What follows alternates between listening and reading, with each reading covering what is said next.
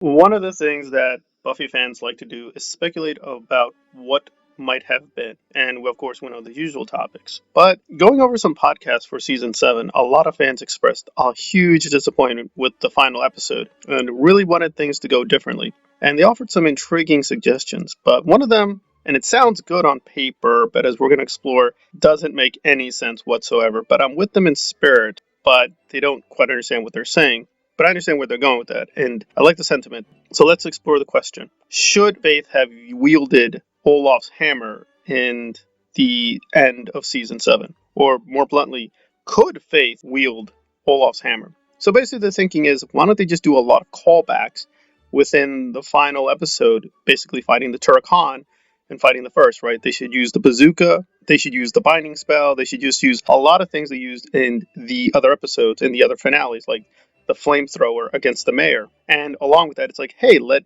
Faith use the hammer against the Turok. I understand where they're going with this, but that really doesn't make sense. It doesn't even make sense in two ways. It doesn't make sense with the story we have, which is Triangle, where they get the hammer, and that story doesn't make any sense. But on top of that is the retcon they did, because in the final episode, the gift for season 5, the hammer really doesn't make sense because they make it into a god hammer, even though Olaf is not a god.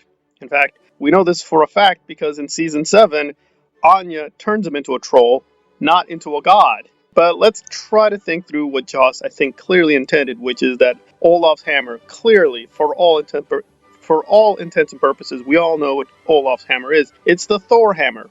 And they even try to do the Thor thing because when Spike tries to pick up the hammer, he can't do it. Now, we can see this in one of two ways, and there's no contradiction, but I'm sure somebody's going to try to spot a contradiction because I said in Seeing Red that they messed around with Buffy's super strength.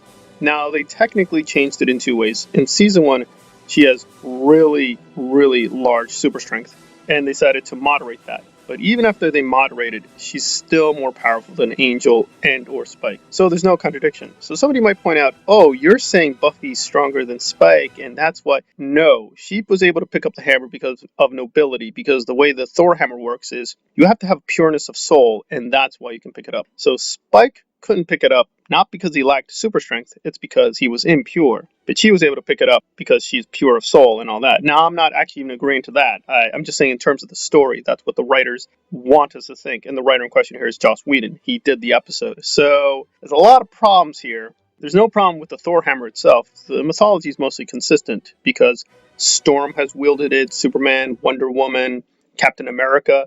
So people who wield the Thor hammer in the MCU, and I don't have many good things to say about the MCU, but that part of it is actually pretty consistent with the comics and pretty logically consistent with itself, that only the pure souled can really wield the hammer. And so somebody like Spike cannot wield the hammer because they're not really pure of soul, so they might have super strength, but they can't do it. It's not Buffy's strength, it's the way the hammer is supposed to work, that if it's like the Thor hammer, only the pure can wield it. And Buffy fits that definition. Again, I don't agree with that, but in terms of the canon they created, that's for Buffy and Buffy alone. So could technically one of the Scoobies do it?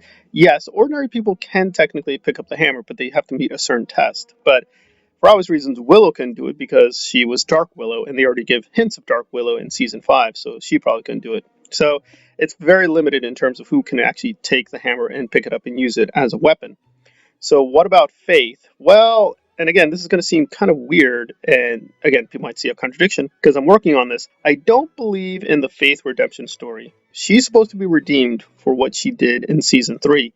I disagree with the consensus and with Joss Whedon. I don't think she did anything, quote, that necessitated a redemption story. It doesn't make any sense because Buffy kills humans as well. She actually killed human beings in season 5. She killed some of the knights, and they didn't pose a direct threat. She was protecting Dawn. I know some people fight me on this, but if she did that, then technically she's not pure either. She doesn't have to do any redemption. So the quote redemption of Faith story doesn't make any sense. That's not necessary. You can still like it. It's just not necessary to the character. However, even if we put aside the redemption story and the presupposition she needs to be redeemed, which they follow through in Angel, and I like those episodes, I think they're good episodes, but it really was never really necessary, we can agree that Faith clearly is not as pure as Buffy. Again, I don't like the framing of Buffy as morally pure or good. I think it's silly. It doesn't even make sense in the episodes itself. But again, that is the framing of the show, that she is especially good and moral. I think that's silly, but that is the framing. And I think by that standard, you'd have to agree that Faith is much darker than Buffy. She is sort of like a Wolverine character. She's an anti-hero. She's not a pure hero. She's willing to do things that a pure hero will not do, because Buffy hesitates in killing Glory. When she turns back into Ben, she does hesitate and say, should I kill you? Logically, yes, but I can't do it. Faith would have no compunction about killing Ben. If that's the way to kill Glory, she's gonna kill Ben, no hesitation. Now, we'll get into whether Glory's really dead. I think in terms of canon, technically she's not. The vessel is dead. It doesn't matter to Faith. Like, even if the vessel doesn't really kill Glory, she'd probably still kill Ben. That's who she is. She just will use lethal force. She's willing to use lethal force at a much lower critical point. So where Buffy would work up to killing one of the Knights of Byzantium, Faith is not going to work up to it. Faith would just kill people right away if they could presumably show a threat, or she thinks it's necessary, or the cost-benefit analysis. She's just got a different attitude and disposition from Buffy. She's willing to do things Buffy would not do or would hesitate doing. And again, if this is the Thor hammer, and I think given Joss's predilection for the MCU and for Marvel Comics, and that's in the canon, that's there all over the place, right? Riley is Captain America, Buffy is Spider-Man, we've already covered Willow. Willow is basically Dark Phoenix, Willow is Kitty Pryde. There's no doubt in my mind the hammer is meant to be the Thor hammer. But if it is the Thor hammer, it has certain limitations. Now, in the comics, I have no issue with that. I thought it was intriguing who wielded the hammer, and it was mostly done very well. But with Buffy, you are going to lead to some complications. So I agree in theory with the fan. Yes, let's have the Oolaf hammer being used, because it just seems crazy. You have this powerful weapon, use it against the Turok-Han. But Faith wielding it, no. If it is the Thor hammer, it has to come with certain limitations, as well as certain stuff. Now, does the hammer itself make sense? No, there are various places where the hammer is not consistent onto itself, because Xander gets hit by the hammer, he's just fine. So the hammer can destroy Glory, but it can't kill Xander. So yeah, the hammer is just being turned into whatever they needed to for the series. Even the part that it's a god hammer is not true.